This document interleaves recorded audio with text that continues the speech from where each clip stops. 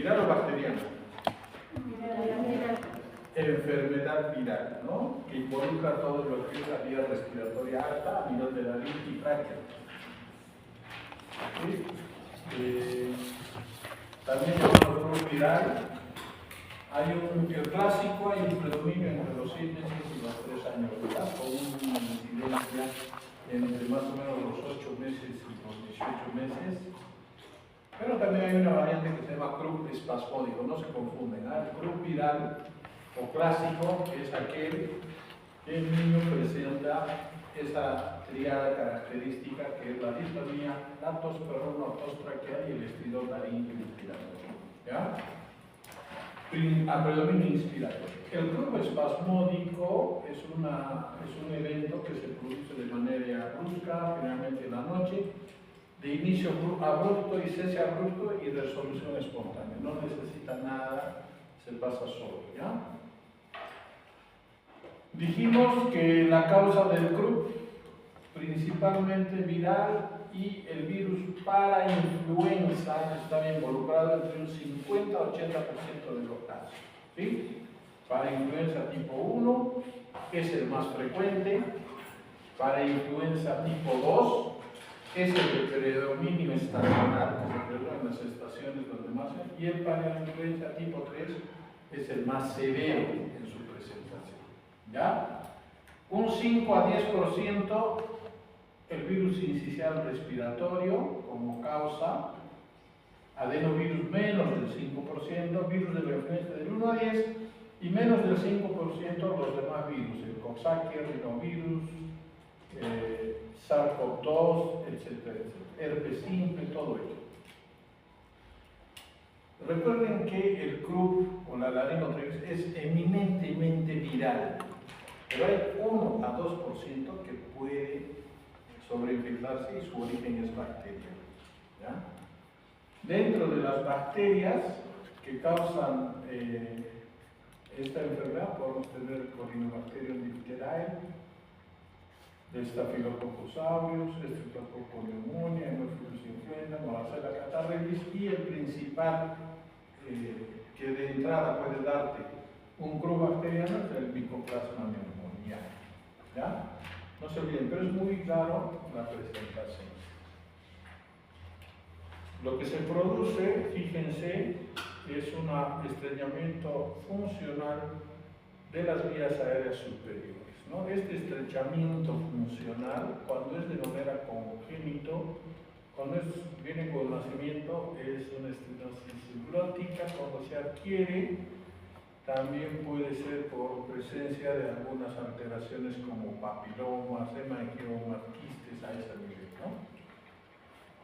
Entonces, este estrechamiento puede ser un condicionante para que pueda desarrollar el croup.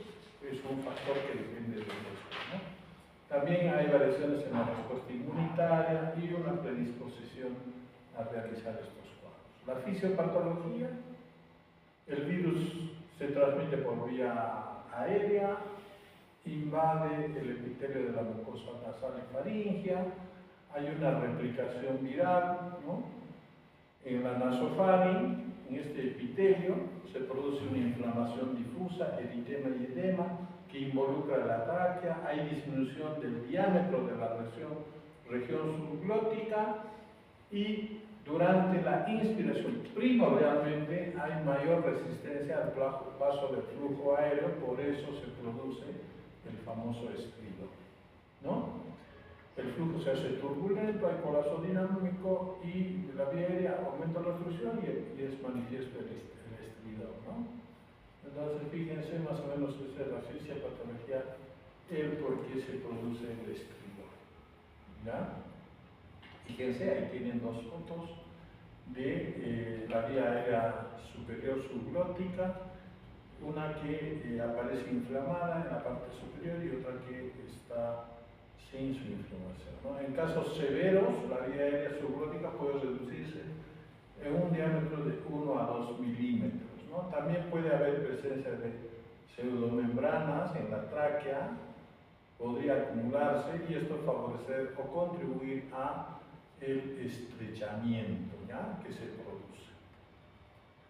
No hay compromiso viral directo del epitelio y vamos a nosotros a sospechar el club, por ejemplo, espasmódico, cuando se puede producir esto de manera repentina y se puede producir más de dos veces al año. Como les digo, es un espasmo a nivel de la zona laringea que se produce o se predispone por anomalías congénitas, reflujo, esofagitis y todo eso.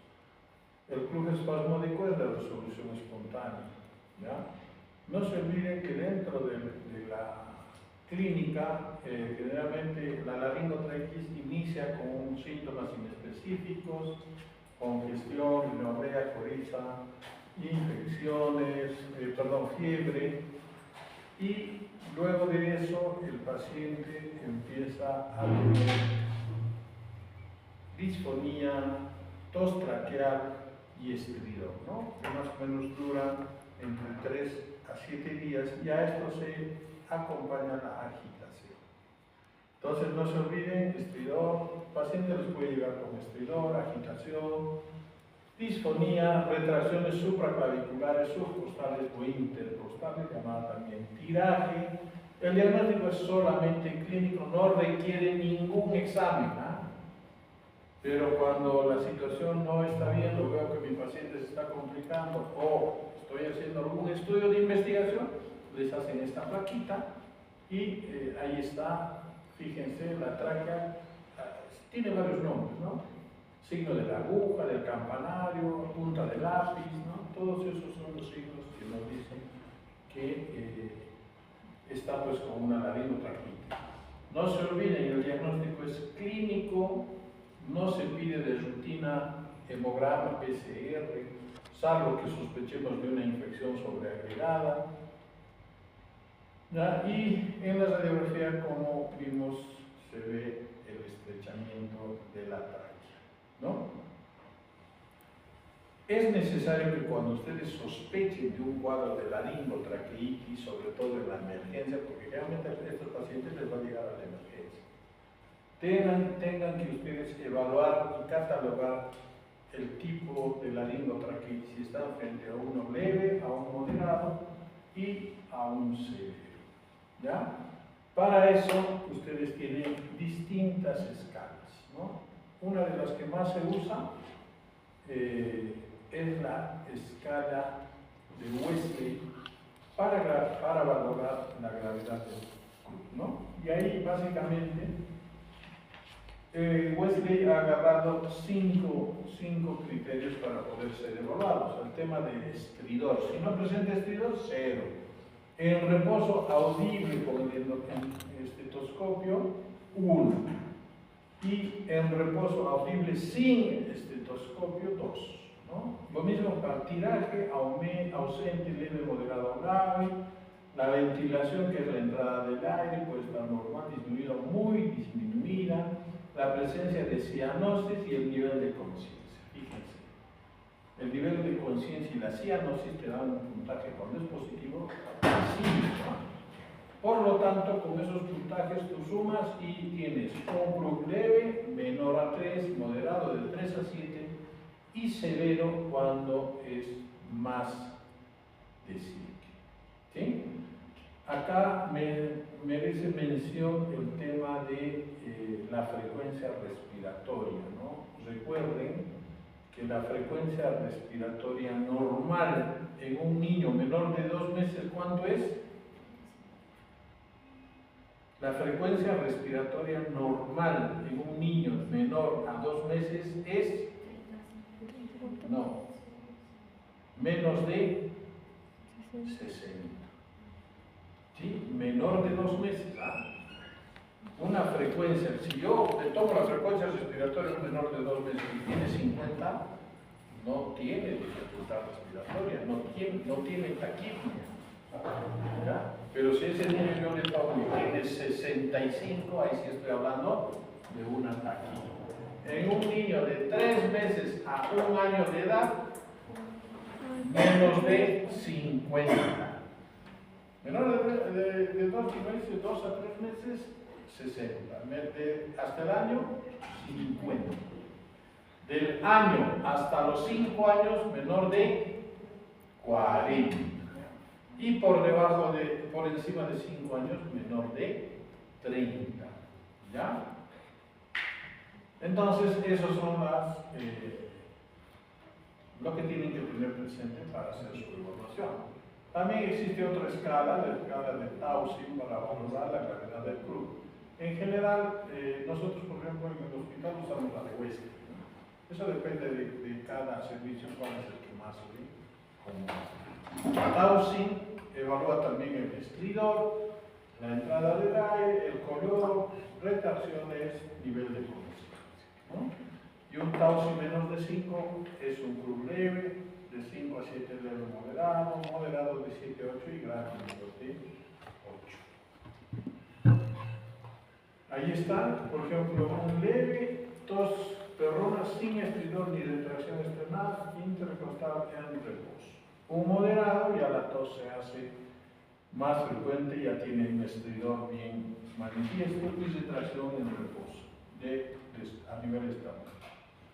Y en un grave, la tos perruna con estridor y retracción external con agitación y letargo, ¿no? Cuando ya estamos ahí, hay una insuficiencia respiratoria inminente, cuando vemos que el paciente está cianótico, está disminuyendo su nivel de conciencia, está teniendo una asincronía tóraco-abdominal, su respiración ya no es pareja, y hay retracción external o intercostal o tiraje intercostal, ¿no? Frente a eso, nosotros ya tenemos que actuar, porque muchos de los niños que llegan con un club severo terminan intubados y terminan en UCI, ¿ya?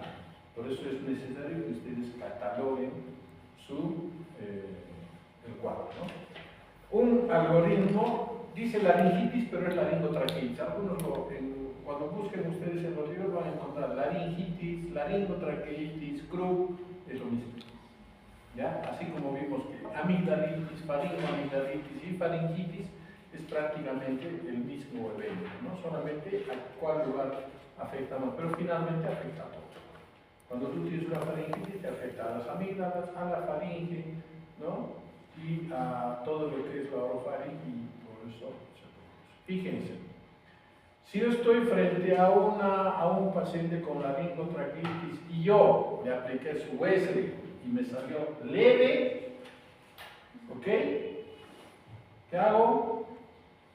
Indicado dexametasona oral a dosis de 0.15 por vía oral, dosis única. Si no tengo dexa, puedo darle prednisona a dosis de 1 a 2 miligramos por kilo por 2 a 3 días. La prednisona generalmente se da 2 veces al día. Entonces yo le digo, vaya a la casa, no hay problema, cuídelo, y si es que hay algún signo de alarma, me lo trae. Y le das su corticoide, ya sea dexa o prednisona, para ¿no? Le das el alta y ahí todos tranquilos y felices. Pero si es moderado, fíjese, ya la conducta ya no es tan sencilla, porque tienes que darle su dexametasona por vía oral, pero muchas veces no te tolera la vía oral, porque es un niño que está agitado y tú vas a intentar darle por vía oral su dexa y no te va a aceptar. Entonces la dexa lo puedes poner por vía intramuscular si es que no tienes una vía. Y la dosis es de 0.15 a 0.6. En la literatura ustedes van a ver generalmente la dexametasona oral en club leve a 0.15, en club moderado a 0.3 y en club severo a 0.6. ¿Ya? Entonces más o menos para que ustedes tengan eso. 0.6 miligramos por kilo. ¿Qué quieres preguntar? ¿Ya? Puede ser, si no es dexa, la prednisona, puede ser budesonida, pero eso no lo van a tener en su servicio. Budesonida nebulizada, o, y acá ya empezamos, adrenalina nebulizada a razón de 0.5 ml kilo de una preparación de la epinefrina de 1 en 1000. ¿Sí? Entonces, esa es la conducta que ustedes van a seguir. Les dan este tratamiento y puede, al cabo de 2 a 4 horas, se mejoró y lo mandas a la casa. Pero después de tu evaluación vas a ver que no se mejoró, hay una mala respuesta, lo tendrás que referir al hospital y en el hospital lo catalogaremos como un CRU grave y se hace todo este procedimiento. ¿Okay? Acá la dexametasona siempre mantienen oral, pero nosotros en el hospital colocamos por vía intramuscular o endovenosa a una dosis de 0.6 miligramos por kilo por única vez. ¿Sí? Dexametasona. Y paralelamente a eso, ¿qué hacemos? Nebulizaciones con epinefrina. Si es menor de 1 año, hemos dicho, le vamos a dar 3 o 5. 3 ampollas, y si es mayor de 1 año, 5 ampollas puro. Pues tú tienes que decir a la enfermera, licenciada, prepárame en el frasquito de nebulización, si tiene más de 1 año, 5 ampollas de adrenalina pura. Cuando tú le digas eso, la enfermera te va a mirar mal, porque las enfermeras piensan que la adrenalina no se coloca puro en nebulización. ¿Ya? Entonces, tú le dices, vamos a nebulizar con las ampollas, y ahí dice, ¿no? Adrenalina nebulizada, máximo 5 ampollas. Máximo 5 ampollas. Mayores de 1 año, 5 ampollas. Menores de 1 año, 3 ampollas. Y a esto le vas a acompañar con su soporte de oxígeno. ¿Ok? Humidificado a razón de 6.6 litros, pero normalmente eso tú vas a ir graduando. ¿Ok? Ahí está alguno de los corticoides que se utiliza, pero de elección no se olviden la dexametasona y la dosis de adrenalina también. ¿Cuál es la concepción? ¿Cómo viene en la ampolla? De 1 miligramo por mililitro. ¿Sí? La Prevni viene de 5 miligramos por 5 ml en jarabe, y también puedes encontrar de 20 miligramos y también puedes encontrar de 50 miligramos. La dexametasona viene de 4 miligramos, 2 ml la ampolla, ¿sí? Pero también puedes encontrar tabletas de 4 miligramos. La dexa también existe de 2 miligramos en jarabe, 2 miligramos en zinc. Y la budesonida viene para nebulización a razón de 200 microgramos por dosis. ¿Ya? Entonces, fíjense, es más o menos las presentaciones de los medicamentos que se utiliza acá. Es más o menos lo mismo. Este es un algoritmo diagnóstico. Fíjense, si tienes sospechas de un CRU, nuevamente les digo, el diagnóstico es solamente clínico, tiene estridor, tiene tos y tiene disfonía. Es necesario ver si estamos frente a un CRU leve, moderado, severo. Para eso utilizo la escala de Wesley, no se olvide, ¿ya? O score clínico de Wesley, en donde menos de 3 es leve, de 3, 4 a 5 es moderado y más de 6 es severo.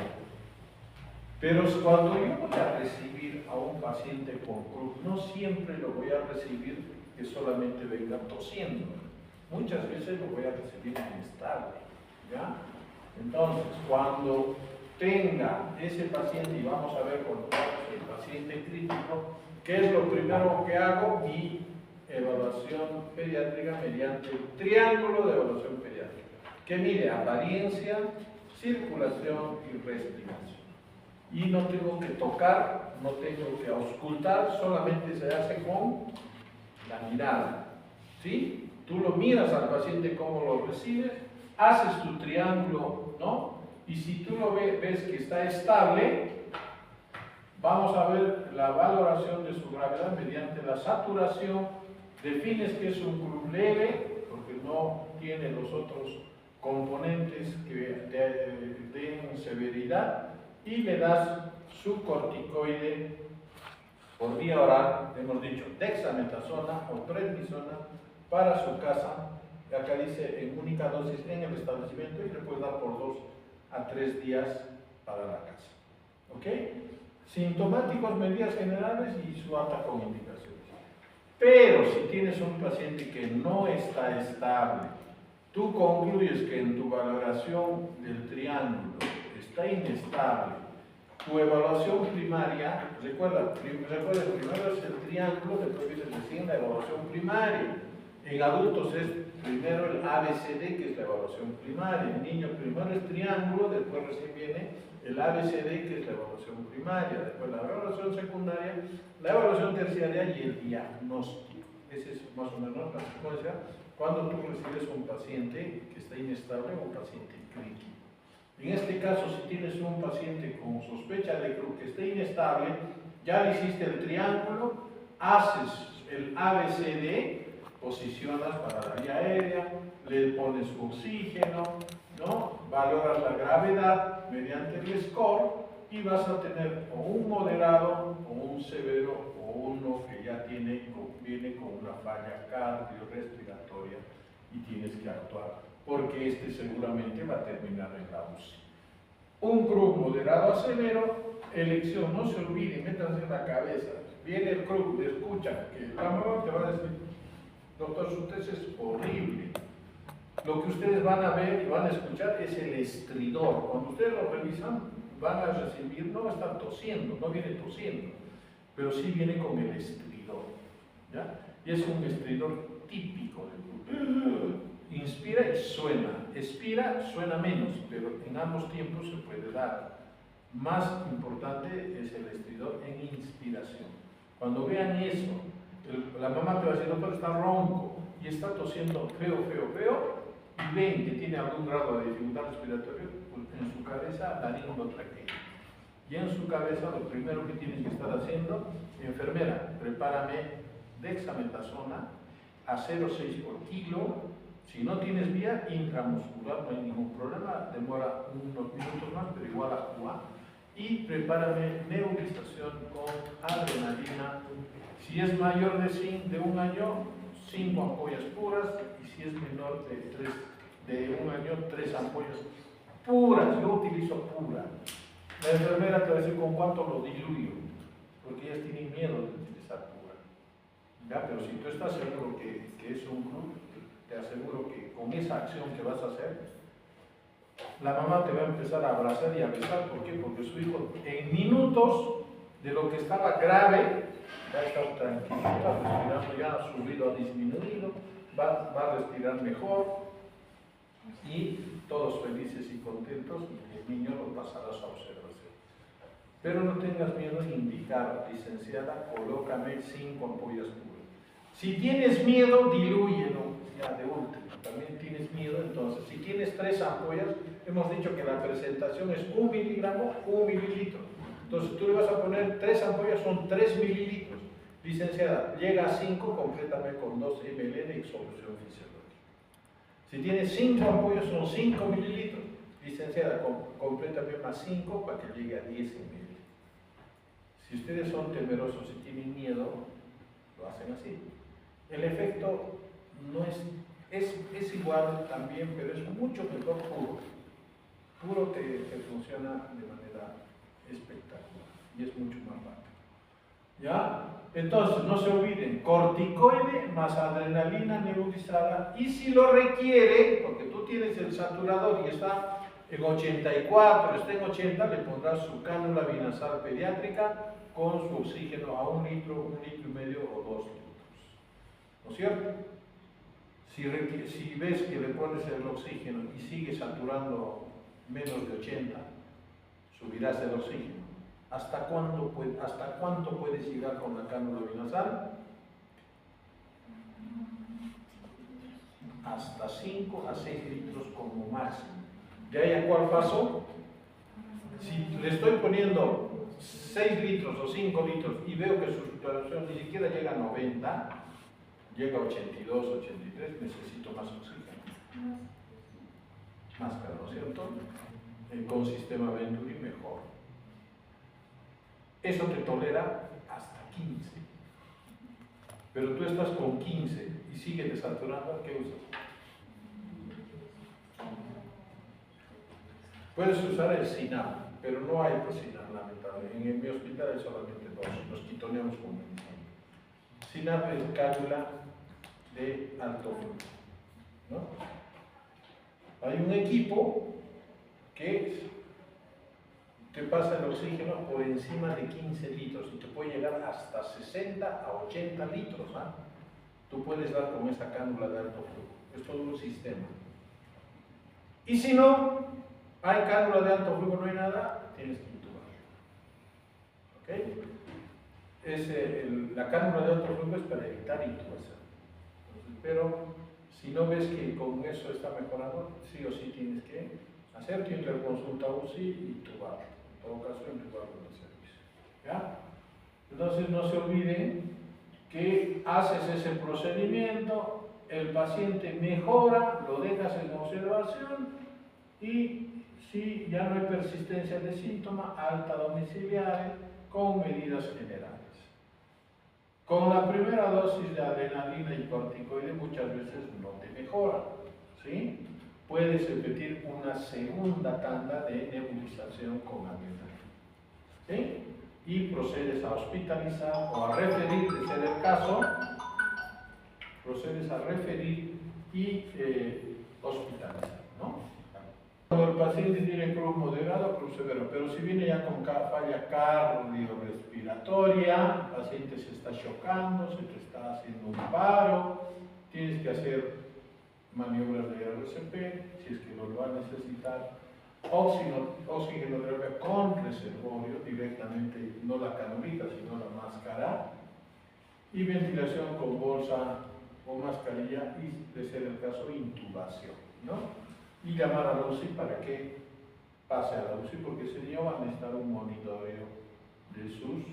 Bueno, hay un montón de debate en el uso de el glucocorticoide en el CRUB, ¿no? Hay varios estudios, fíjense, acá hay uno, entonces, donde, por ejemplo, concluyen que hay poca o ninguna diferencia entre la prednisolona y la dexametasona en reducción de puntuación de CRUB a las 2 horas de puntuación inicial. Van a encontrar un montón de estudios, ¿no? Pero lo que se hace es lo que les he dicho. Dexametasona y adrenalina, nebulizada y oxígeno sinológico. ¿Ok? Cuando está indicado hospitalizar, ya lo hemos visto. Cuando el paciente está alterándose su conciencia, la dificultad respiratoria en vez de mejorar va disminuyendo, hay signos de hipoxemia, falta de respuesta al tratamiento, el diagnóstico, tengo dudas de que ha sido un CRUB porque seguramente no está respondiendo, entonces tengo que proceder a su hospitalización y cuando le doy de alta, cuando ese estridor pasó, cuando la saturación es normal, cuando yo veo que el murmullo vesicular está ingresando muy bien a su pulmón, el paciente está así sonriendo como en la foto, el nivel de conciencia está mejor y la capacidad para tolerar líquidos está demostrado, puede beber. ¿Sí? Entonces, esos son los indicadores con los cuales yo le tengo que dar el alta. ¿Alguna duda sobre el CRUB? O sea, en una segunda tanda se puede dar, digamos, entre 6 a 10 ampollas de epinefrina. Yo no he dicho 10 ampollas de epinefrina, ahí sí vas a tener problemas. No, 5 de la primera y 5 de la segunda. No, tampoco he dicho eso. Yo he dicho que de entrada, si pesa o es mayor a 1 año, le vas a indicar 5 ampollas puras de epinefrina. 5 ampollas. A las 2 horas a 4 horas tú reevaluarás a tu paciente. De repente antes, ¿sí? Si tú ves que el cuadro está persistiendo, no ha habido buena mejoría, tú puedes repetir nuevamente las 5 ampollas si es mayor de 1 año. ¿Ya? Tú puedes repetir. Si es menor, puedes repetir las 3, porque ahí has puesto 3. Pero se repite por única vez. Si tú, después de tu segunda aplicación de adrenalina con Dexa, la Dexa es una sola, no se repite. Si tú ves que no hay mejoría, empieza a pensar que no es CRUB, que puede ser otra cosa. No vaya a ser humo base, ¿sabes lo que ya hemos dicho que es base, ¿no? Obstrucción del vidrio por cuerpo extraño, y tú sigues insistiendo cuando la aire, cuando tiene un cuerpo extraño atravesado, y por eso está haciendo el estridor, por eso está haciendo la tos, porque es un mecanismo reflejo que le está estimulando para que lo bote, y por eso está teniendo la dificultad respiratoria. Por eso es importantísimo lo que el otro día vimos, el diagnóstico diferencial del estridor en pediatría, porque esta es una de las principales patologías que se presentan con estridor. Y hemos dicho, dentro del diagnóstico diferencial, laringomalacia a la cabeza, porque la mamá te va a decir, doctor, desde que ha nacido, y más cuando lata, mi niño hace un ruido, y es un estridor de la laringomalacia. ¿Qué es la laringomalacia? Un trastorno de la maduración de la laringe. Eso se va a pasar solo, ya descartado. Señora, cuando nació tenía ese ruido, no señor, listo. Segundo, Krupp espasmódico, es el otro diagnóstico diferencial. El Krupp espasmódico, a diferencia del Krupp viral clásico, es un espasmo que se produce generalmente en la noche, no asociado a una etiología viral. Generalmente es de noche y de resolución espontánea, no hay que hacer absolutamente nada. Te va a decir que lo trae en la noche y vas a ver que el niño está con estridor, dificultad respiratoria y puede tener o no tos. Ese es el flujo espasmódico. Después, ¿cuál más hemos dicho que es un diagnóstico diferencial? ¿Ah? La epiglotitis, ¿no? También puede hacer estridor. Pero la epiglotitis es una emergencia, ese sí es una verdadera emergencia y está en riesgo la vida del niño. Y lo primero que tienes que hacer es no meterle el baja lengua, porque le metes el baja lengua y lo vas a matar. ¿Ya? Le vas a hacer cerrar más su glotis. ¿Ya? La epiglotitis, eso vamos a ver también más adelante, es una urgencia. En ese caso, por ejemplo, no funciona el corticoide, tienes que dar oxígeno humidificado, ahí sí funciona, ¿no? Y todo eso es otra causa de estridor. La traqueitis también, bacteriana, también es una causa de estridor. La obstrucción por cuerpo extraño también es una causa de estridor. Y es sencillo. ¿Por qué? Nosotros hemos tenido un paciente de espinar, con estridor, llegó el niño al hospital referido, lo habían visto en el hospital de Espinar, lo refirieron porque había un estridor. Pero el niño lucía bien, no lucía mal, ¿no? Entonces, pero sí tenía manifiesto su ruido, su estridor. Entonces, investigando qué ha podido pasar, ¿no?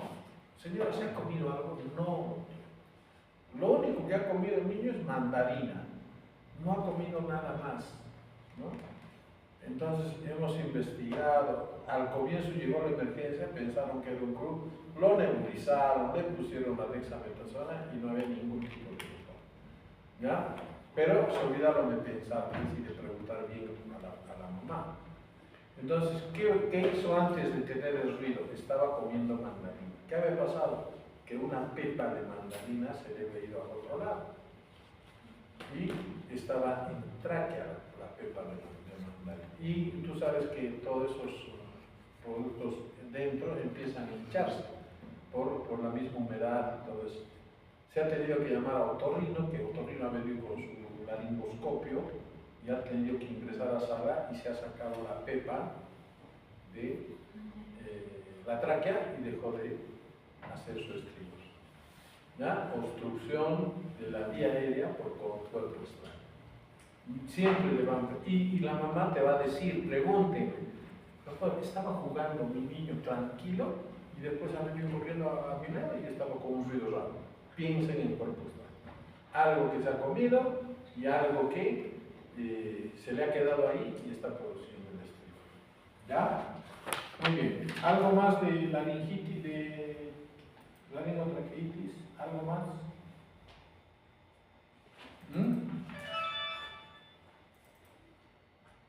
¿Algo más?